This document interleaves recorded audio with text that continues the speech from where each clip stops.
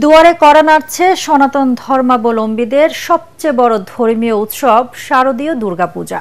শেষ মুহূর্তের প্রস্তুতিতে দিনরাত ব্যস্ত সময় পার করছেন প্রতিমা শিল্পীরা। আয়োজকরা জানালেন, এবছর প্রতিমা তৈরির খরচ বাড়লেও ঐতিহ্য আর ধর্মীয় ভাবগাম্ভীর্য ধরে রাখতে সুন্দর সুষ্ঠুভাবে পূজা আয়োজনের সব প্রস্তুতি নেওয়া হয়েছে। প্রতিনিধিদের পাঠানো তথ্যচিত্রে আরো জানাচ্ছেন ফারহিন ইসলাম টুম্পা।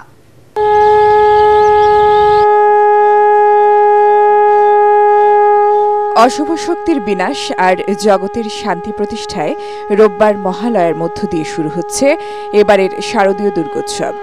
নারায়ণগঞ্জে ২২৪টি পূজা মণ্ডপে অনুষ্ঠিত হবে এবারের দুর্গাপূজা। এ উপলক্ষে শেষ মুহূর্তের প্রস্তুতি সারছেন প্রতিমা কারিগররা।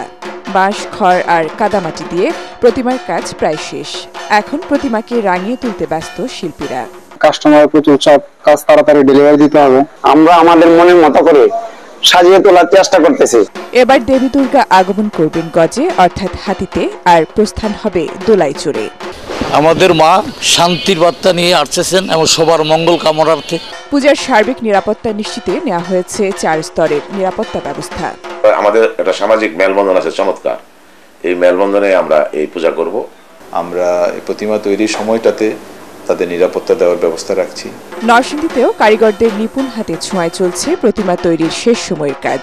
কারিগররা জানান, প্রতিমা তৈরির সামগ্রীর দাম বাড়লেও মজুরি বাড়েনি। মোটামুটি সব জিনিসের দাম বাড়তি, খেরের দাম, মাটির দাম, বাঁশের দাম, তারপরে তার কাটা, সুতলি, রং।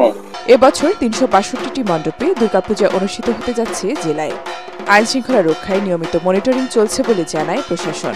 প্রশাসনের সর্বস্তরের মানুষ কিন্তু আমাদের সাথে তাৎক্ষণিক আমাদের মত বিনিয়োগ করছেন এবং আমাদের সাথে খোঁজখবর নিচ্ছেন। প্রতিটা মণ্ডপে 100 ভলান্টিয়ার উপস্থিত থাকবে, যেন সারা রাত্র সারা দিন ব্যাপী এক সপ্তাহের ভিতরে যেন কোনো কিছু বিশৃঙ্খলা সৃষ্টি না হয়। মাগুরায় ৬২১টি মণ্ডপে উদযাপিত হবে এবারের দুর্গাপূজা।